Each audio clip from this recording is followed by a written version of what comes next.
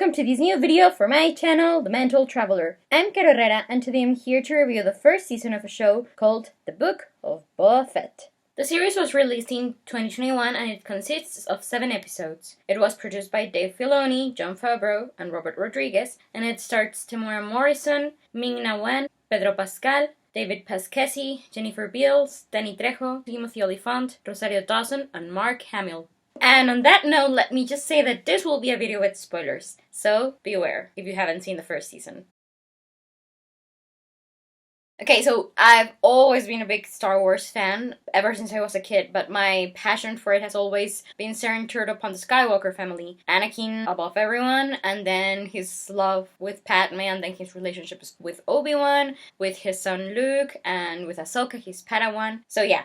I do not consider the Star Wars sequels canon. I didn't even see them, because why would I ever watch anything that's destroying the Skywalker family saga when it's already perfect as it is laid out in the first 6 films? So yeah, anyways, my point is that I would never have seen the Book of Boba Fett since it's set after the events of episode 6, and I would never have known just how important the character of Boba Fett is to the fandom if it wasn't because I am dating a big Star Wars fan. This is actually his helmet, so I would like to dedicate this video to him, Davo. Thank you so much for lending me your precious Boba's helmet. Davo has, sort of opened my eyes to why the character of Boba Fett is so important to this fandom, why he's not just like the secondary character that I never really even paid attention to. And I actually even find it funny that my boss at work likes Boba Fett, she's liked him for decades now, so that's weird. But yeah, anyways, my boyfriend convinced me to watch The Mandalorian some months ago. I gave it a try and I realized that it was a fantastic storyline, and I love the fact that it doesn't mess up with the Skywalkers. They can do whatever they like with the Star Wars galaxy universe, but don't touch the Skywalkers. So yes, I enjoyed The Mandalorian very much, so I was looking forward to Boba Fett, if not as much as I am to Kenobi or Ahsoka's series. So yeah, anyways, The Mandalorian was just a very great and excellent production of a Star Wars spin-off storyline, and I thought that the Book of Boba Fett was gonna be that too, so that's why I decided to give it a go, and that's why we're here.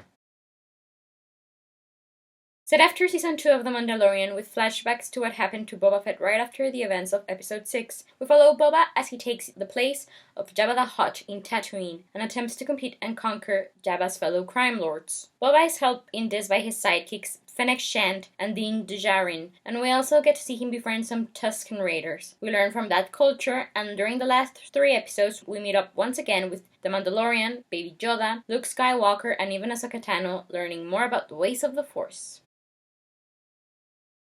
I gave the Book of Boba Fett a 4 out of 5 stars review because even though it's a fantastic level of production quality, it's not one of my favorite Star Wars storylines or series. So yeah, I did enjoy The Mandalorian more, and I absolutely love and adore Star Wars Rebels and above all the Clone Wars animated series. But it was pretty good. It wasn't even more than that. But yeah, even though I'm still not that interested in Boba Fett in particular, I did enjoy getting to learn more about him. And I actually thought it was fantastic that we were watching a series about 2 middle-aged leading actors, because that's not something that was very popular in Hollywood a few years back, and that these characters are action figures in a way. Also, it was my perception that many were a bit annoyed by the slow pace of the show, but I didn't really mind it. I did enjoy more of the scenes with Boba Fett trying to replace Jabba than those with him with the Tusken Raiders. I really just don't care for them, not only because one of their tribes killed Anakin's mother, but just because I'm not interested in their culture. Sadly though, my favorite episodes in this series were the ones where Boba doesn't appear. They were the ones that were dealing with the Mandalorian storyline, and I seriously cried so hard in episode 6 because it was just like this emotional roller coaster, because we're seeing Mando, we're seeing Grogu, we're seeing Ahsoka talking to Luke about Anakin, we're seeing Luke train Baby Yoda,